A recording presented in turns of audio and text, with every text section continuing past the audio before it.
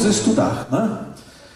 Apocalipse capítulo 2. Abra sua Bíblia onde nós paramos. Lembram-se, semana passada nós estudamos as duas primeiras cartas do capítulo 2. A primeira carta, quem se lembra? Para a igreja de Éfeso. Estudamos aqui semana passada. E a segunda carta para Esmirna. Então estudamos a carta de Jesus Cristo para a igreja de Éfeso e para a igreja de Esmirna. E verificamos, e vamos continuar vendo isso essa noite, que na verdade, quem quiser acompanhar e não trouxe por acaso a Bíblia, só erguer a mão, que lá atrás nós temos Bíblias. Olha, temos mãos erguidas aqui, nós temos mais Bíblias, e vamos fazer chegar para vocês, para quem quiser acompanhar o estudo do Apocalipse, tá bom? Então, como eu ia dizendo, nós verificamos que na verdade, e isso está ficando claro ao longo do estudo, que na verdade as 7 cartas do Apocalipse às igrejas, na verdade, quando a gente estuda com calma, verificamos que além de terem sido dirigidas àquelas 7 igrejas que estavam na Ásia, eram 7 igrejas que existiam naquele tempo do profeta João e de Jesus. Além delas terem sido dirigidas, elas, pelo seu conteúdo, você vai ver que na verdade o que Jesus fez foi mostrar para nós as 7 diferentes fases da igreja de Deus na terra. Que coisa impressionante. Cada carta daquela representa um período da igreja no tempo e na história. Vimos Éfeso, que vai do ano 31 da nossa era, depois de Cristo, até o ano 100. E vimos as características da igreja de Deus nesse período reveladas numa carta a Éfeso. As características falavam claramente daquele período. Lembrem-se que isso era uma profecia. Porque quando João falou isso, Jesus ditou para João, ditou essas cartas, né? Estava no pleno período de Éfeso, da igreja de Éfeso. Mas em seguida, do ano 100 ao ano 313, veio o período de Esmirna. Portanto, Jesus profetizou para frente. E aconteceu exatamente. Você tem um retrato da história do que aconteceu com a igreja naquele período. E paramos no ano 313. Hoje nós vamos seguir. Vamos estudar a terceira carta, a Pérgamo, e vamos ver que esse período que vai de 313 depois de Cristo a 538 depois de Cristo, retrata exatamente o que aconteceu com a igreja naquele tempo. E Jesus profetizou isso, disse exatamente como seria, deu conselhos para aquela igreja, para aquele período, fez reprovações, fez promessas. Agora, o interessante é que ao estudarmos, verificamos que além daquilo se aplicar naquele período histórico, o impressionante é que os mesmos conselhos, as mesmas reprovações dadas à igreja daquele período, servem para a nossa vida individual hoje. Olha como é impressionante isso. O que Jesus fez. Você vai ver que as reprovações, os conselhos para aquele período da igreja servem para a minha vida e para a sua. Vamos ver quantas lições nós vamos tirar para nós hoje. Então vamos começar a estudar agora a carta à igreja de Pérgamo. Carta à igreja de Pérgamo. Começa Apocalipse capítulo 2, começa no verso 12, que eu vou ler. E diz assim: ao anjo da igreja de Pérgamo escreve.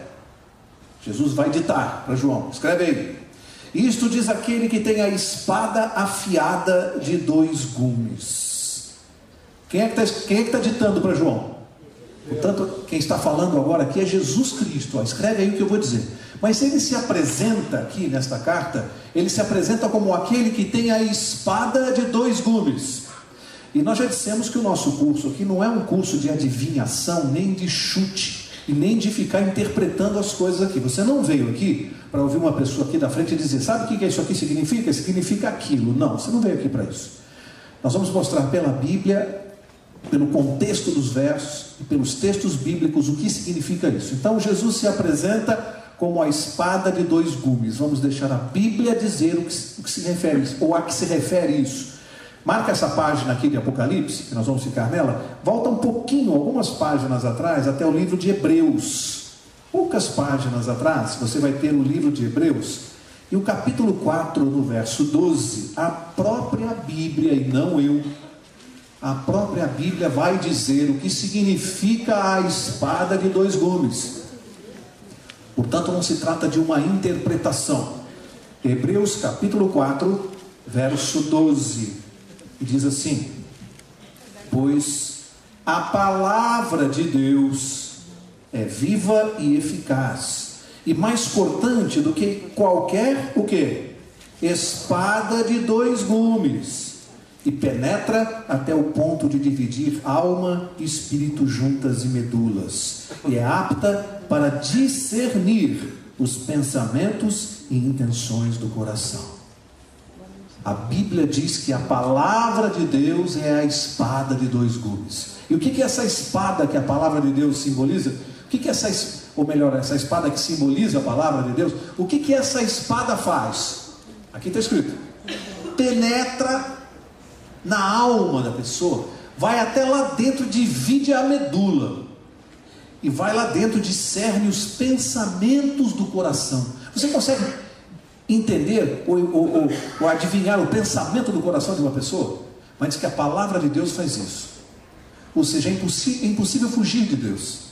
Quando eu estou lendo a Bíblia, quando você está lendo a Bíblia, Deus está falando com você, e a palavra dele é tão cortante que ela vai lá no teu íntimo, e é por isso que a palavra de Deus mexe com as pessoas.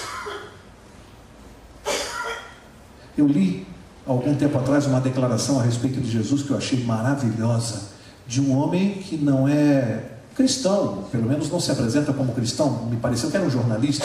Ele considerou Jesus Cristo o maior revolucionário que a humanidade já conheceu, e a frase que ele usou, eu achei muito forte. Ele diz: ninguém fez uma transformação tão radical no pensamento humano mais do que Jesus Cristo. Ninguém fez uma transformação mais radical no pensamento humano do que Jesus Cristo. Isso é uma grande verdade, que a palavra de Deus vai lá dentro e ela transforma, ela mexe com a pessoa, ela balança a pessoa.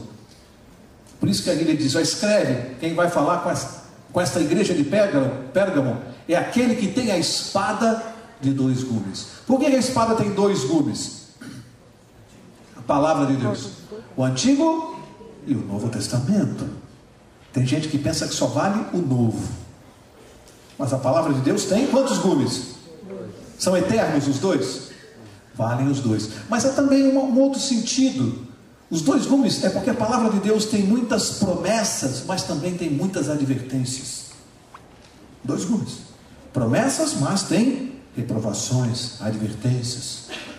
Também tem esse sentido interessante para nós. Vamos seguir. Portanto, a espada de 2 gumes. Jesus se apresenta como a palavra de Deus cortante, penetrante, que transforma. E ele vai falar com essa igreja, uma carta para Pérgamo, para esse período histórico da igreja. Volta lá para Apocalipse, onde você marcou a página, no capítulo 2, e agora eu vou ler o verso 13. E aqui diz assim: sei onde habitas, que é onde está o quê? O trono de Satanás. Está dizendo para aquele período da igreja: sei onde habitas, e é onde está o trono de Satanás. Olha que expressão forte. E ele segue dizendo: contudo, retens o meu nome, e não negaste a minha fé, mesmo nos dias de Antipas, minha fiel testemunha, o qual foi morto entre vós, onde Satanás habita. Aqui, amigos, Jesus faz um elogio à igreja daquele período. Um grande elogio, porque ele diz que a igreja, embora estando, só que ele começa dizendo assim: conheço onde habitas. Você vai reparar que em todas as 7 cartas, Jesus começa dizendo: conheço as tuas obras, sei as tuas obras. Jesus conhece os meus pensamentos, conhece as minhas obras, conhece as tuas.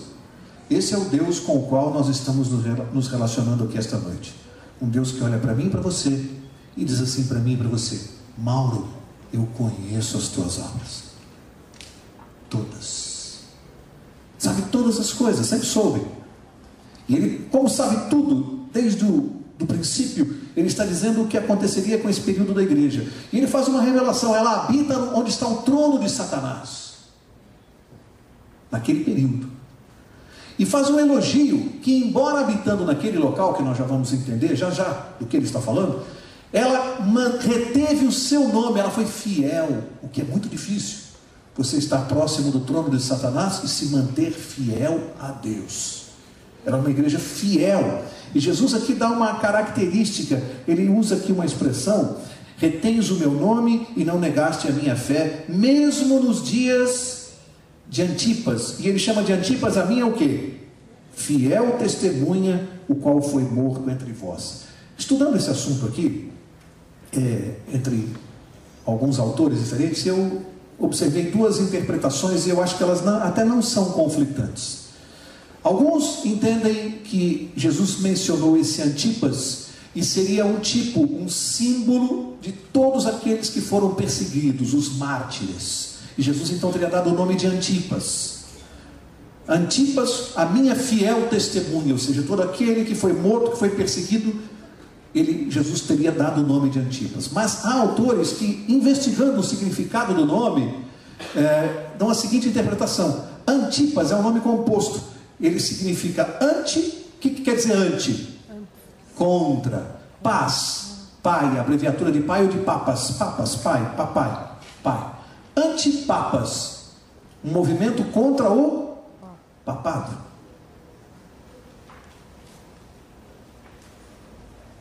Também é um símbolo muito forte.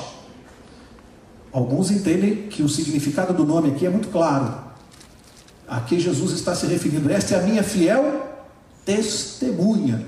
Aqueles que foram fiéis, mesmo diante do trono de Satanás, e abriram uma luta aberta pela verdade. E nós vamos parar por aqui, porque sobre este assunto nós vamos entrar mais já na carta de Tiatira seguinte, e mais nos capítulos 13 e 17 de Apocalipse, nesse curso. Você não deve perder. Nós vamos entrar mais fundo nesse assunto aqui. Por hoje, ou nesta carta, por hora, vamos deixar assim como está este movimento do Antipas que Jesus mencionou. Vamos ao verso 14. O verso 14 diz: todavia, tenho algumas coisas contra ti. Olha só, agora Jesus vai fazer uma reprovação. Tenho algumas coisas contra ti, a igreja desse período.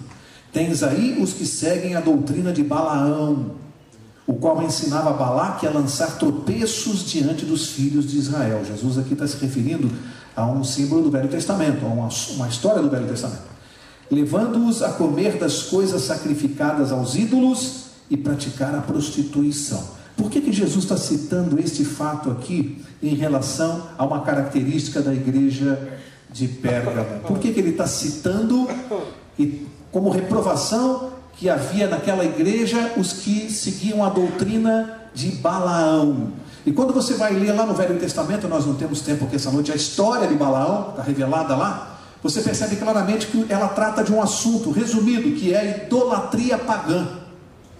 Se você estudar a história de Balaão, você vai ver qual era o problema envolvendo Balaão. Idolatria pagã.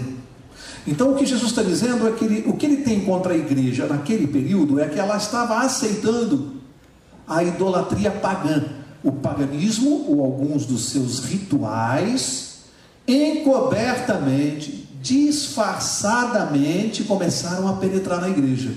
E aí a história começa a dizer o motivo que isso estava acontecendo. Não é porque a igreja quis fazer assim.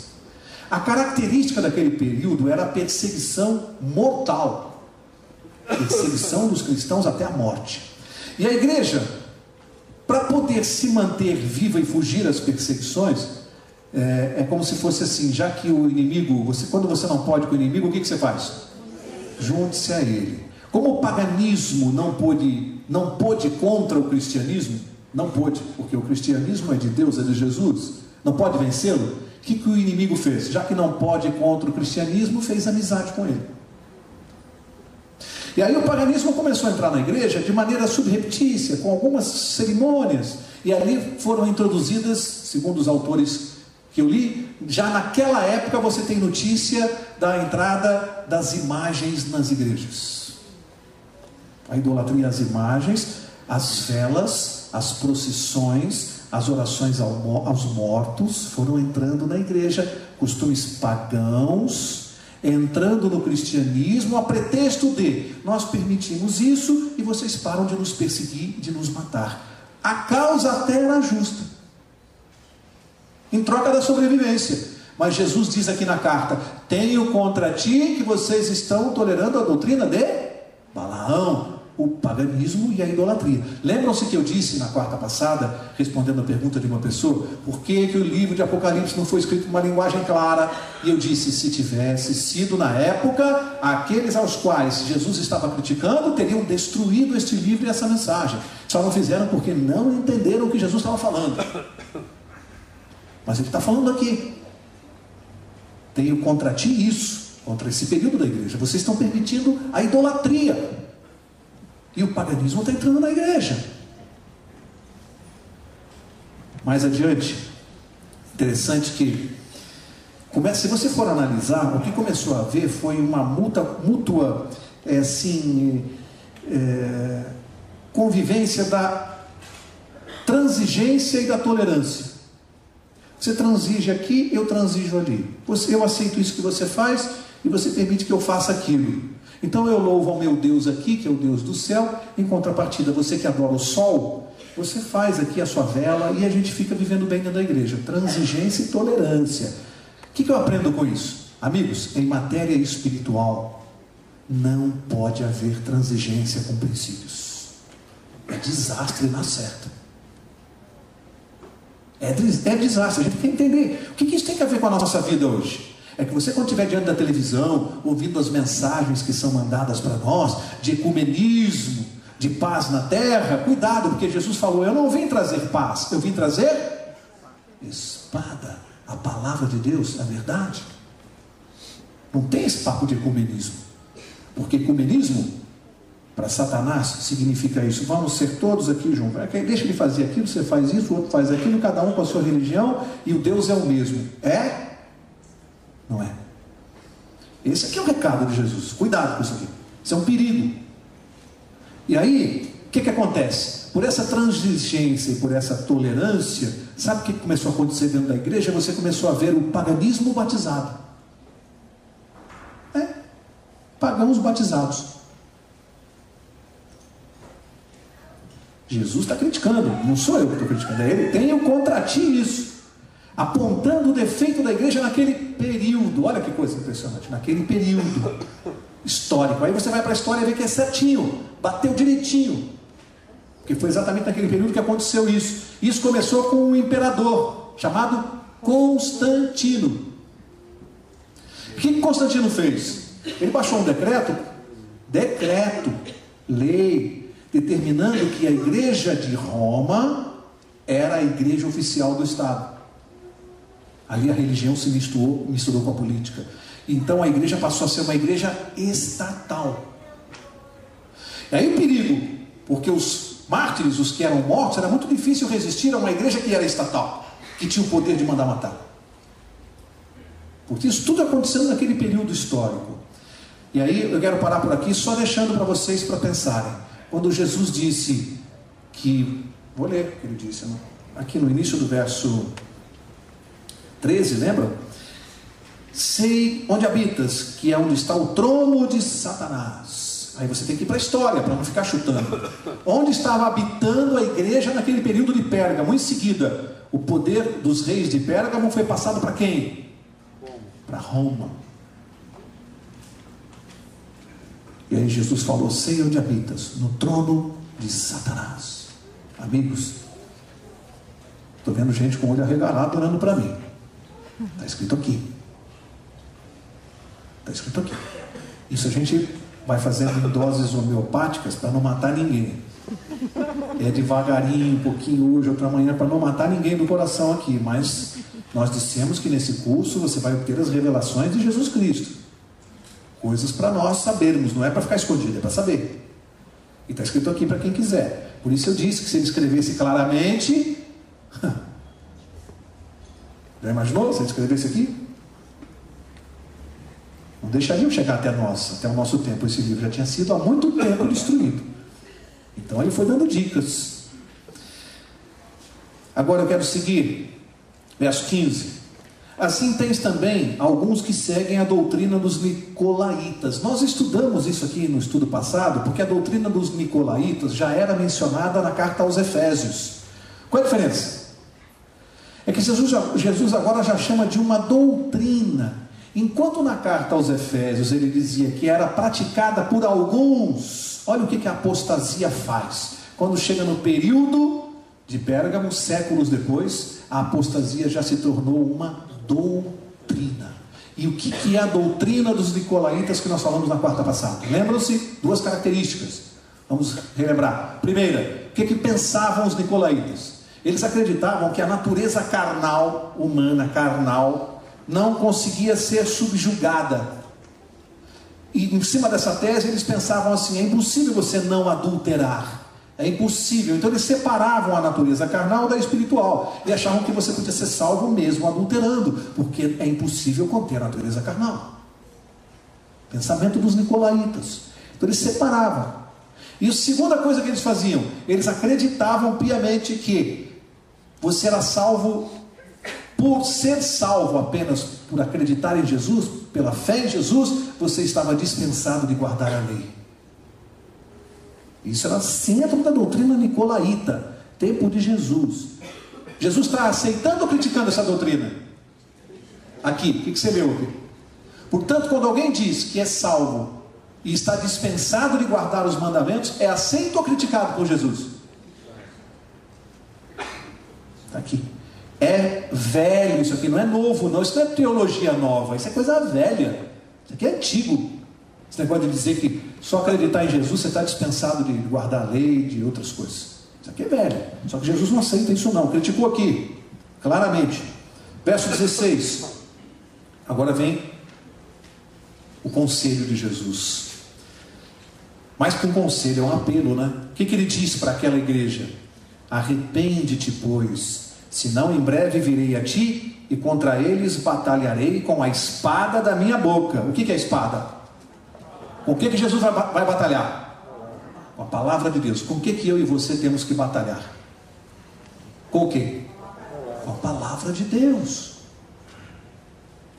A arma do cristão é a palavra de Deus. Essa é a nossa arma. Só que é poderosíssima, porque ela invade a alma da pessoa, vai até a medula. É essa arma que você tem na mão. E Jesus está dizendo assim: usa essa arma aí, a palavra. Essa é a arma poderosa que nós temos nessa guerra. Verso 17, e agora vem um conselho de Jesus para aquele período de Pérgamo, e serve para mim e para você. Quer ver como serve? Para mim e para você. Olha o conselho dele: quem tem ouvidos, ouça o que o Espírito diz às igrejas. Em outras palavras, quem tem ouvido, ouça. Tem alguém aqui esta noite que veio aqui à igreja e que não tem ouvido? Tem alguém sem ouvido? Para quem que é essa mensagem aqui? Se é para quem tem ouvido, para quem que é? Nós não. Que conversa é essa de nós? Faz assim com o dedo. É para mim. É para mim. E para você. É para quem tem ouvido. Isso aqui é a maior prova que não é só para Pérgamo. É para nós. Então Jesus está falando assim, ó. Se liga, fica esperto, presta atenção no que eu vou falar. Quem tem ouvidos, ouça. E o que ele vai falar? Vai dar 3 conselhos aqui que servem para mim. Primeiro ele diz: ao que vencer, darei do maná escondido. Primeira coisa, guarda aí. Maná escondido. Já vamos ver o que é isso. Maná escondido. Segunda promessa dele: e lhe darei uma pedra branca. Segunda coisa. E terceira: na pedra, um novo nome escrito, o qual ninguém conhece, senão aquele que o recebe. O que Jesus prometeu para quem vencer? Para o vencedor. Nessa vida, nessa batalha espiritual. 3 coisas. Maná escondido, uma pedra branca, um novo nome. Tirando o novo nome, que é mais fácil de compreender, os outros 2 são símbolos fortes. Percebem a mensagem simbólica do Apocalipse? Símbolos facilmente decifráveis, não tem nenhuma dificuldade. Por quê? Porque o maná escondido, você vai fazer comigo rapidinho um passeio aqui na Bíblia, bem rapidinho. Volta para Hebreus capítulo 9. Vamos ver o que Jesus está falando aqui. Está tudo na Bíblia, não tem nada inventado aqui. Hebreus 9, leia comigo o que está no verso 3. Hebreus 9, 3 diz assim: depois do segundo véu estava o tabernáculo que se chama o Santo dos Santos. Está falando do quê? Santo dos Santos, lugar santo dos santos, lugar santíssimo. Está falando do quê? do santuário. Do santuário. E diz assim, verso 4: que tinha o altar de ouro do incenso, a arca da aliança, está descrevendo o mobiliário do lugar santíssimo, toda coberta de ouro, na qual estava o quê? Um vaso de ouro que continha o quê? O maná e a vara de Arão, que tinha brotado, e as tábuas da aliança. Alguém se lembra da história do maná? O que aconteceu com o povo de Deus quando vinha no deserto, 40 anos, deserto? Era fácil encontrar comida no deserto? Teve gente que falou assim para Deus: Senhor, se era para o Senhor fazer a gente passar essa dificuldade aqui, essa miséria que nós estamos passando aqui, então por que o Senhor tirou a gente lá do Egito? Eu preferia ser escravo e estar lá. Teve gente que reclamou com Deus. Era para o Senhor me tirar da escravidão para eu passar aqui essa necessidade que eu estou passando, me deixasse lá. Gente, tem Deus liberta algumas pessoas do pecado, e a pessoa vai passar por um período de provações, e tem gente que às vezes olha para Deus e diz assim: se era para o Senhor me libertar do pecado, para eu passar o que eu estou passando hoje, eu preferia meu tempo de pecado, mas eu estava melhor, estava tendo dinheiro, trabalho. O Senhor me libertou do pecado, mas eu estou passando uma dificuldade danada. Não é para pensar? João 6,33 diz assim: pois o pão de Deus é aquele que desce do céu e dá vida ao mundo. O que é o pão de Deus? Eu estava falando do maná aqui e acabei interrompendo e não expliquei, né? Então o povo estava lá no deserto, como eu vinha dizendo, estava reclamando, e o que acontecia todo dia? Deus mandava do céu o quê? Pão, que chamava maná. Era o pão que descia do céu para aquele povo diariamente. Todos os dias o pão vinha do céu e alimentava o povo. Quando chegava na sexta-feira, Deus mandava em dobro. Por quê? Porque a ordem que eles não colhessem no sábado. Por quê? Porque o sábado é o dia do Senhor e não deviam colher no sábado. Interessante que o pão para cada dia da semana você tinha que colher e comer naquele dia. Senão o que acontecia com o pão? Apodrecia, estragava. Mas na sexta-feira ele mandava em dobro para ficar para o sábado. E o pão que era no sábado não estragava. E explica isso. Explica isso. Não estragava. Explica isso. Aí Jesus diz: o pão que desce do céu, quem é? Está aqui no verso 33. João 6,33. Pois o pão de Deus é aquele que desce do céu e dá vida ao mundo. Quem que desceu do céu e deu vida ao mundo? Jesus Cristo. Quem é o pão do céu? O que o maná simbolizava? Jesus Cristo. O alimento espiritual. É isso que ele simbolizava. Alimento espiritual. Quem é meu alimento espiritual hoje? Quem é meu maná hoje? Cristo Jesus. Mas para fechar isso aqui, tem uma coisa interessante. Agora vai lá no Velho Testamento, o livro de Jeremias. É só um passeio rapidinho aqui, porque isso aqui é muito legal. Rapidinho, Jeremias capítulo 15. Tem uma informação adicional aqui a respeito do pão. Jeremias 15, verso 16. Jeremias 15, verso 16. Diz assim: achadas as tuas palavras, o que eu fiz? Logo as comi. Elas me foram gozo e alegria no coração. O que eu faço com as palavras de Deus simbolicamente? Não é um alimento espiritual a palavra de Deus? O que eu faço com o alimento? Como? Diariamente eu não preciso me alimentar, não preciso comer? Materialmente? E espiritualmente eu também preciso comer? O que eu como espiritualmente? A palavra de Deus. Diariamente. Agora vamos fechar isso aqui. O que acontecia com o pão? Não, vamos ler melhor. Vamos ler. Êxodo. Vamos ler que a palavra de Deus, ela que é penetrante, vai até a medula, não a minha. Então, Êxodo capítulo 16, só para fechar esse assunto aqui. Êxodo 16, verso 21. Olha o que acontecia aqui com o maná. Êxodo 16, verso 21. Diz assim: colhiam-no, pois pela manhã o maná era colhido, cada um conforme o que podia comer. E vindo o calor, ouvindo o sol, o que acontecia? Se derretia. Amigos, vamos fechar isso aqui, só para a gente entender porque que Jesus falou que vai dar um maná escondido. Que momento do dia eu tenho que colher o maná? Pela manhã. O que acontece quando o dia clareia e vem o sol? Derretia o maná. O que eu tenho que fazer com a palavra de Deus que eu como? Quando é que eu devo comer a palavra de Deus? Pela manhã, antes de encarar as dificuldades do dia. Pela manhã, eu preciso comer a palavra de Deus para me alimentar e encarar o dia que vem pela frente. É tão simples assim que qualquer criança entende. Se você não comer a palavra de Deus pela manhã, você vai comer depois, pode comer, vai fazer bem também, mas você já vai comer derretido. É pela manhã que alimenta. O que Deus está dizendo? Você pode ler a palavra de Deus em qualquer momento, ela vai fazer bem. E a palavra de Deus é que pela manhã você vai se alimentar, vai encarar o dia forte espiritualmente. Então Jesus prometeu o maná escondido. O que ele está prometendo? A palavra dele como alimento espiritual, habitar em nós através da sua palavra. Primeira promessa dele. Segunda promessa dele, qual foi? A pedra branca. Aqui é mais rápido e fácil de explicar. Isso era um costume da época, ali um costume herdado até dos gregos. Eles tinham um costume nos tribunais, quando a pessoa ia ser julgada por um crime contra o Estado, eles tinham duas pedras, uma branca e uma preta. Aquele que votava pela absolvição, mostrava a pedra branca. O que votava pela condenação, usava a pedra preta. Então eles entendiam, pedra branca, voto por absolvição. Pedra preta, voto por condenação. Qual é a pedra que Jesus prometeu ao que vencer?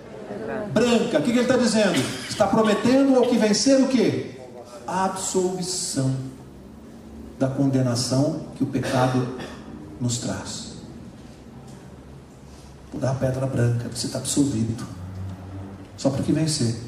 Eles entendiam. Maná escondido, pedra branca e um novo nome. A Bíblia promete isso, sabe? Nós vamos ter um outro nome, depois de libertos do pecado, na vida eterna vamos ter um outro nome. A Bíblia diz que eu e você não sabemos qual é. Deus vai nos dar este nome. Todos nós vamos mudar de nome. Vamos ter um nome que tem a ver com a nossa vida, com o nosso caráter, tem a ver conosco. O sentido do nome vai ter a ver conosco. É uma promessa de Deus. Todos nós vamos mudar de nome. Eu já brinquei em outro estudo que a gente pode fazer um cartãozinho de visitas para distribuir para os amigos a respeito da eternidade, né? Você pode colocar lá que você vai morar no céu. Põe lá que você vai morar. Caminho da Santidade, está lá, a Bíblia dá o endereço, né? A avenida principal não é a Paulista, não, é Caminho da Santidade. Você põe lá, Caminho da Santidade, sem número, só que no cartão você não pode colocar seu nome, Mauro Braga, porque vai mudar. Então você põe fulano de tal, pronto, até Jesus te dá o novo nome. Mas a Bíblia tem essas três promessas para nós. Agora vamos terminar estudando a igreja rapidinho, a igreja de Tiatira. Vamos ver o que aconteceu nesse período da igreja Tiatira. Volta lá para Apocalipse capítulo 2, verso 18. Agora Tiatira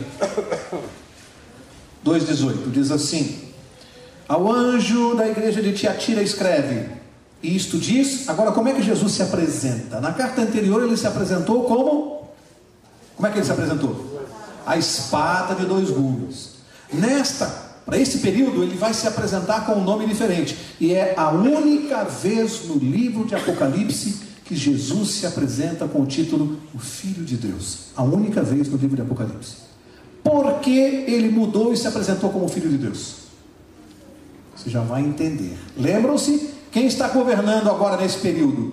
Esse período é longo, o mais longo de todos. Vai de 538, quando Justiniano tomou o poder em Roma, e vai até o ano de 1798, que aconteceu um outro fato histórico.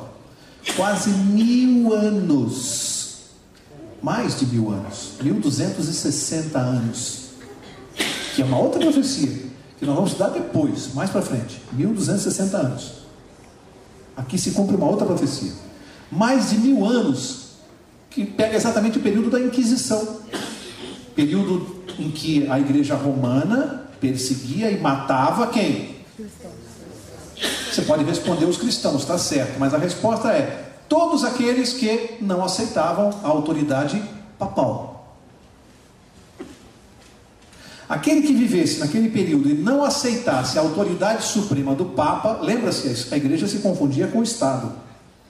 quando não aceitava a autoridade suprema e a infalibilidade do Papa, porque ele se denominava infalível, era morto. Mas há um detalhe importante que você vai entender por que Jesus se apresenta como o Filho de Deus nesse período.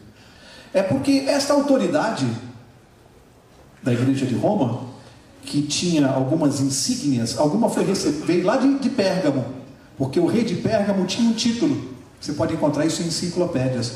O rei de Pérgamo tinha o título principal de Pontífice Máximo. O que é um pontífice?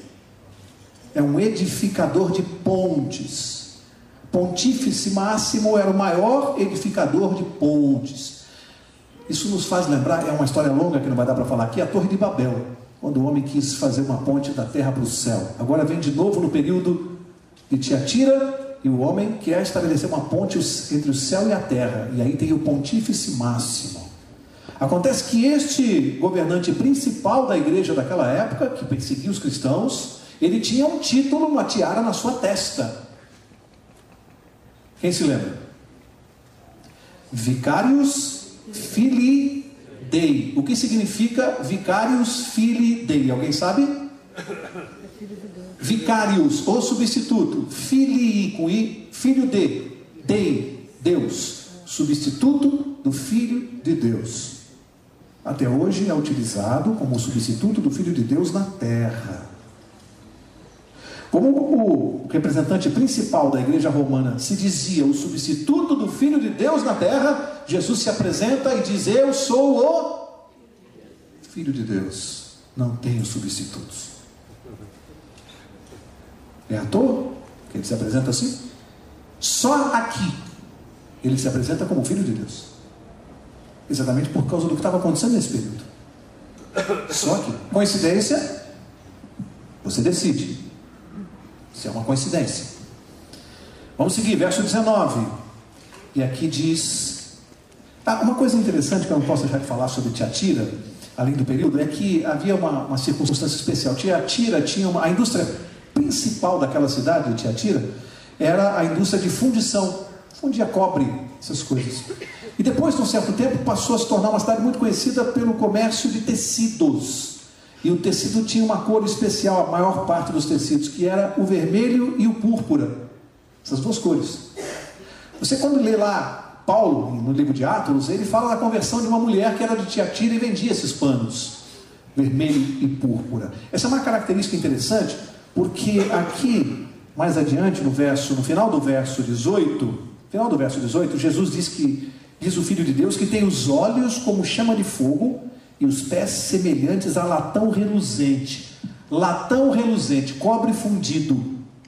Essa é uma linguagem especial que é facilmente entendida numa cidade onde predominava a fundição. E Jesus fala de cobre fundido. Percebe como nada é à toa? Nada é à toa. Uma linguagem especial para que eles entenderiam. Verso 19 agora.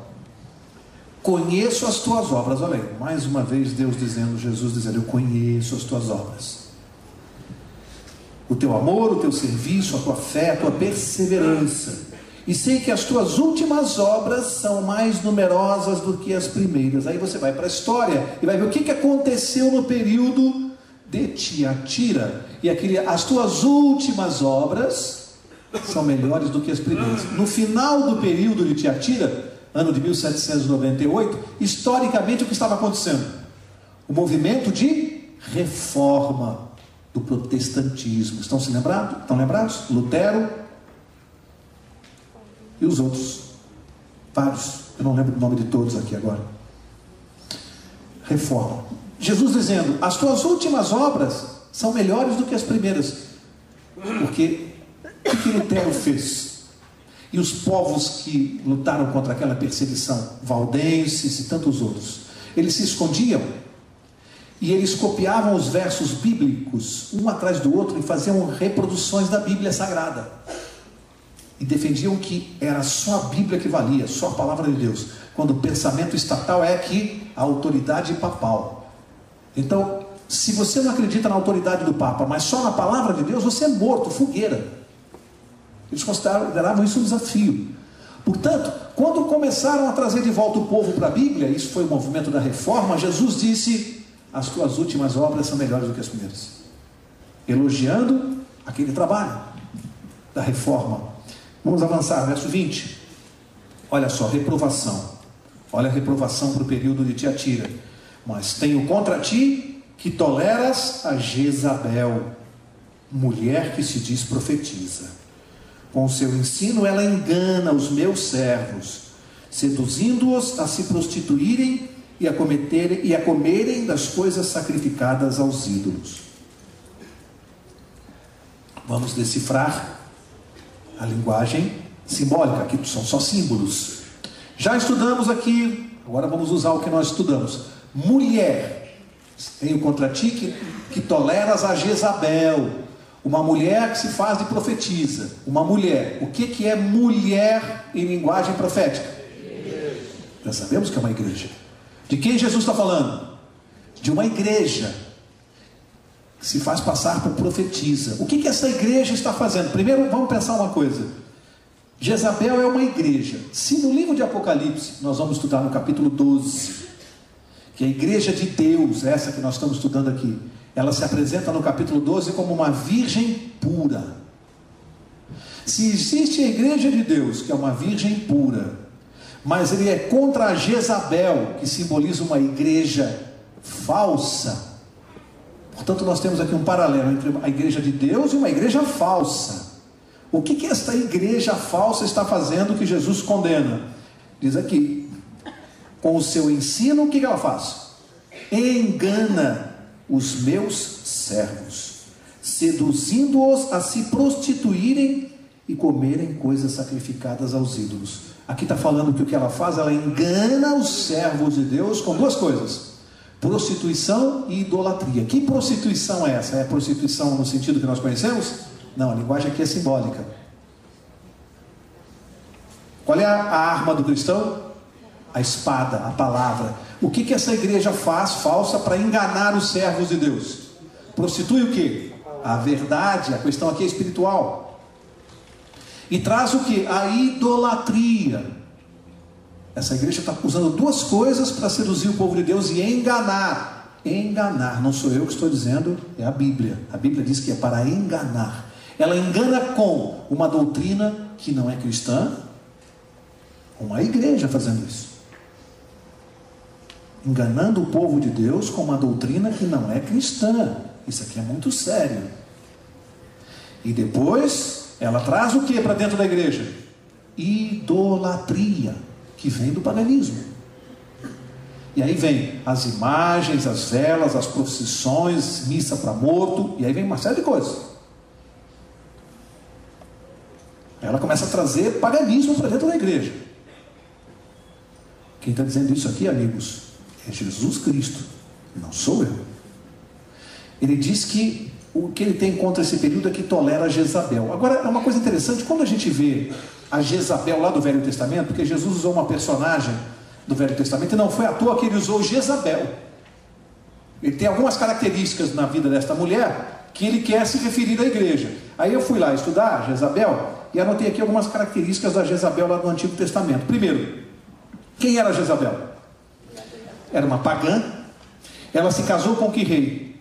Acabe. E tornou-se o quê? Rainha de Israel. Uma mulher pagã casou com um rei e se tornou rainha do povo de Israel. Rainha de Israel. Primeira coisa. Segunda, ela introduziu idolatria no povo de Deus. Foi ela que trouxe idolatria. Como ela era pagã, ela casou com o rei, ela trouxe aquele negócio das velas, das imagens, porque era tudo da religião dela. E o povo de Deus, como ela era rainha, era obrigado a aceitar aquilo. Então ela introduziu a idolatria. O que mais que ela fez? Proibiu o verdadeiro culto a Jeová. Por que ela proibiu? Porque o Deus dela, que ela adorava, era o sol. Como ela era rainha, ela proibiu o povo de adorar Jeová, tinha que adorar o sol. Olha o que ela fez. Ela era rainha. O que mais que ela fez? Trouxe sacerdotes pagãos para Israel. Ela trouxe. Depois perseguia os verdadeiros cristãos e aqueles que não se negavam a adorar a Deus eram mortos. Ela fez isso. Agora Jesus usou Jezabel. Pergunta: procura na história, neste período, Idade Média, uma igreja, que nós estamos falando de uma igreja, não vamos citar nomes aqui, mas você vai procurar. Tenta identificar na história uma igreja, no período da Idade Média, que tinha um líder religioso, que se dizia substituto do Filho de Deus, que criou as suas normas e doutrinas e não aceitava que os cristãos desobedecessem à sua autoridade. Trouxe idolatria para dentro da igreja. E aqueles que não concordavam com a sua autoridade eram mortos. A Jezabel de Tiatira. Tenta dizer você que igreja é essa. Só para você, não precisa falar para o seu vizinho do lado. De quem Jesus está falando aqui? Quem é a Jezabel moderna? Quem é essa Jezabel? Que está aí no mundo enganando os cristãos. Está aqui na palavra de Deus. Não preciso dizer nada. Você é suficientemente inteligente para pegar as características e descobrir sozinho. Porque as características estão aqui. Aí vem na cidade de Tiatira e você descobre que o tecido principal era da cor vermelho e púrpura. E a cor do uniforme principal dos representantes máximos dessa igreja é vermelho e púrpura. Descobre você. É um quebra-cabeça. Não está muito difícil. Descobre você, está aqui na Bíblia. Você descobre quem é a Jezabel que Jesus abomina, que está enganando o seu povo. E o que Jesus vai fazer em relação a essa Jezabel? Veja aqui o verso 21. Olha o que ele faz. Olha a misericórdia de Deus. Vamos acelerar para terminar. Dei-lhe tempo para quê? Para que se arrependesse da sua o quê? Do que Jesus chama isso? Imoralidade. Mas ela não quer se arrepender. Jesus disse que deu-lhe tempo, amigos, desde a Idade Média. Põe tempo nisso. E está dando tempo. Mas ela não quer se arrepender. Ela continua pregando a sua doutrina. Ela continua sendo advertida por Deus e continua fazendo seguidores. Olha aqui o verso 22. Portanto, lançá-la-ei num leito de dores, bem como em grande tribulação os que com ela adulteram, caso não se arrependam das obras que ela incita. Aqueles que com ela adulteram. E segue mais, verso 23, ferirei de morte a seus filhos. Quem são os filhos de Jezabel? Os seus adeptos. Os seus seguidores são os filhos de Jezabel. Vamos terminar o verso que eu quero dar uma explicação aqui. Então todas as igrejas saberão. Quantas igrejas? Todas as igrejas saberão que eu sou aquele que esquadrinha os rins e os corações, e darei a cada um de vós segundo as vossas obras. Interessante. O cristão, Jesus prometeu que vai dar uma pedra branca, que significa o quê? Absolvição. Mas os que seguirem Jezabel e não se arrependerem serão julgados segundo as suas próprias obras. Meu amigo, se eu for julgado segundo as minhas obras e você, eu estou perdidinho. O cristão vai receber uma pedra branca porque ele será julgado não de acordo com as suas obras, mas de acordo com as obras de Jesus. Estes aqui serão julgados de acordo com as suas obras. Mas eu estou vendo um monte de gente olhando para mim, assustado, pensando assim, peraí, Mauro, mas a minha avó, que é uma pessoa sincera, papai também tem na minha família. Pessoas sinceras que são filhos de Jezabel. Graças a Deus, pelo poder da espada de 2 gumes, 30 já não são mais filhos de Jezabel. Amém? 30. Graças a Deus. Tem uma meia dúzia ainda. Mas eu acho que Jesus está retardando a sua volta por causa dessa meia dúzia. Eu não vou desistir. Não vou desistir. A espada, não eu. A espada vai convencer a meia dúzia dos filhos de Jezabel. Tem na minha família e tem na sua. Mas eu estou vendo gente sincera me perguntando assim, Mauro, mas é gente sincera, minha avó, meu avô, amigos? O que Deus diz? Está lá, Atos 17:30. Não precisa procurar. Atos 17:30. Deus perdoa o tempo da ignorância. Aqueles que não sabem, que estão lá, são sinceros. são devotos sinceros, Deus vai cobrar deles apenas o que eles sabem. O que não sabem, Deus não vai cobrar. Agora, amigo, eu sempre brinco e vou brincar de novo essa noite. Quem está aqui essa noite, se não sabia, agora sabe.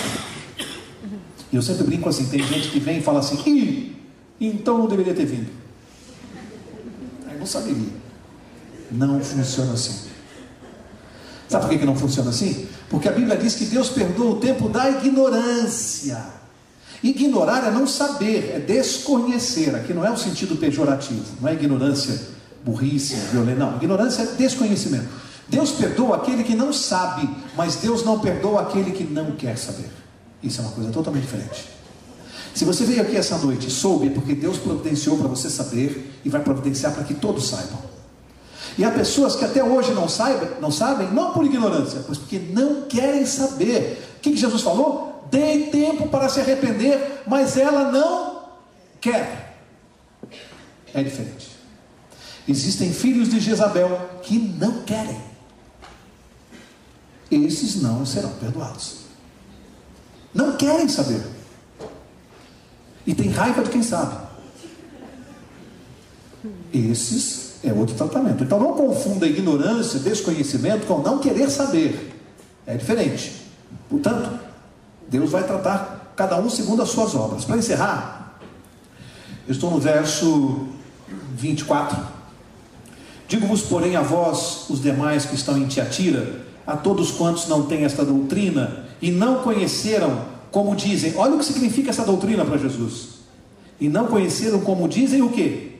As profundezas de Satanás, que outra carga não porei sobre vós. Amigos, Jesus chama os que conhecem essa doutrina, tiveram contato com as profundezas de Satanás. É pesado aqui. A gente está falando de coisa séria aqui.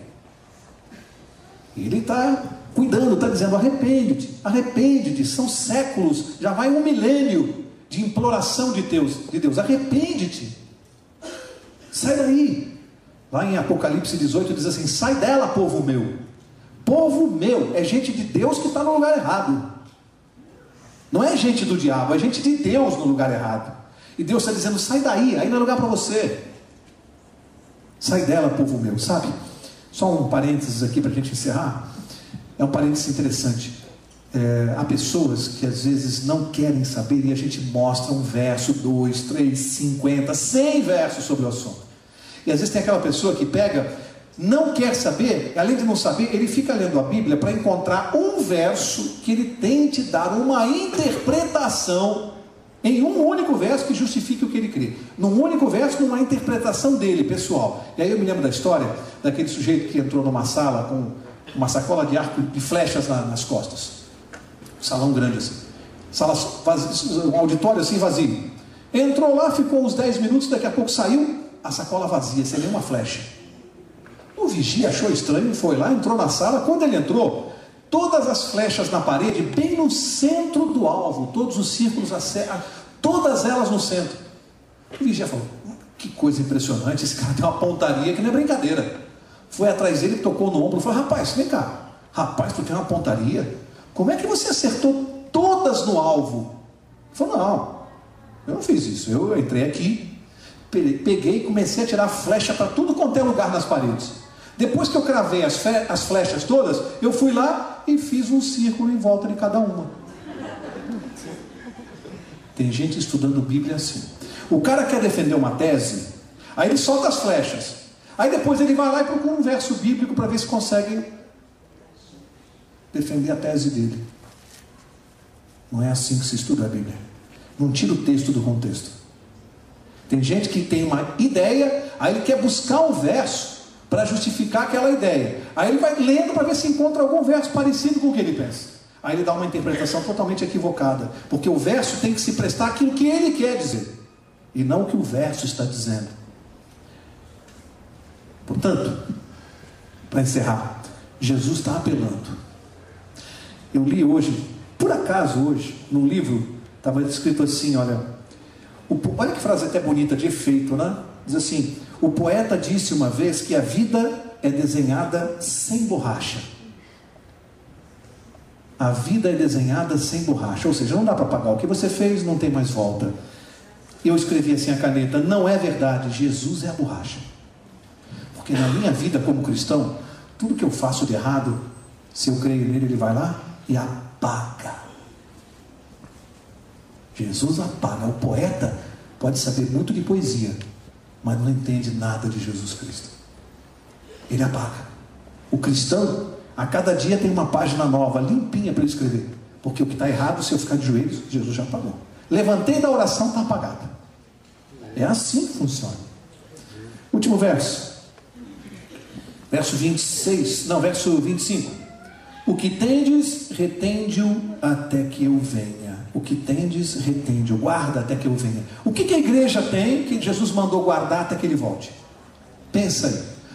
Qual é o maior tesouro que Jesus deixou na mão da igreja, na nossa mão, e disse assim: guarda com carinho até que eu volte? O que você acha que pode ser esse tesouro que foi confiado para nós guardarmos? A Bíblia. A verdade. A verdade bíblica. A palavra, a espada de dois gumes. Guarda, retenha, mantém firme até que eu volte. Nós somos os guardadores da palavra até a volta de Jesus. Ele nos confiou essa tarefa: guarda a minha palavra. A verdade está na mão da igreja. É a igreja que tem que divulgar para o mundo. Jesus confiou à igreja essa tarefa de pregar a verdade e levar a verdade. É a nossa tarefa. O que nós vamos fazendo aqui essa noite? Exatamente o que ele está mandando. Vai lá, Mauro, pega o microfone, vai lá e fala. Mas Senhor, eu não, o que eu vou falar? Vai lá, eu vou com você. Lembra de Abraão? Lembra de Moisés? Moisés melhor, né? Senhor, como é que eu vou lá no Egito falar com o imperador? Vai lá e diz que você veio libertar meu povo. E eu vou lá falar com o imperador? O que você tem, Moisés? Eu tenho aqui um cajado. É com ele que você vai. Mas Senhor, com esse cajadinho aqui você vai ver o que esse cajado pode fazer na minha mão, não na sua.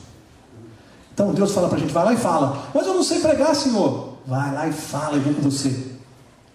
E quando você começa a falar, você vai perceber uma coisa: a voz é sua, mas a palavra é de Deus. A voz é minha aqui para vocês, mas a palavra é de Deus. É por isso que ela chega aí com poder. Não é minha, é de Deus. Se fosse minha a palavra, ela batia no primeiro banco e voltava. Mas ela é de Deus.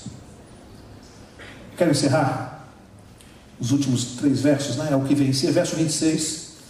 Ao que vencer e guardar até o fim as minhas obras, eu lhe darei autoridade sobre as nações, e com vara de ferro as regerá, quebrando-as como são quebrados os vasos de oleiro. Assim como também recebi a autoridade de meu Pai, também lhe darei a estrela da manhã. Já que nós estamos acabando, que o último verso é: quem tem ouvidos ouça o que o Espírito diz às igrejas. A estrela da manhã, vai lá para a última página da Bíblia, Apocalipse 22. Último verso da noite. Último verso. Apocalipse 22, verso 16. Eu, Jesus, enviei o meu anjo para vos testificar estas coisas às igrejas. Eu sou a raiz e a geração de Davi, e a resplandecente estrela da manhã. Quem é a estrela da manhã que Jesus disse que vai dar ao que vencer? Ele mesmo. O que ele está querendo dizer com isso? Ele está querendo dizer assim: nas horas de provação, de dificuldade, de sofrimento. Lembra-se que alguns querem voltar para o Egito? Jesus está falando assim: aguenta firme, porque eu, a estrela da manhã, vou brilhar no momento de escuridão da sua vida. Porque a estrela da manhã brilha no escuro. Jesus está prometendo a presença dele no momento de provação na sua vida e na minha. A estrela da manhã é só para o vencedor, não é para perdedor, não é para aquele que desiste. Não é para aquele que desiste no meio do caminho. A estrela da manhã é para vencedor. Amigos, na próxima quarta-feira nós vamos estudar o capítulo 3.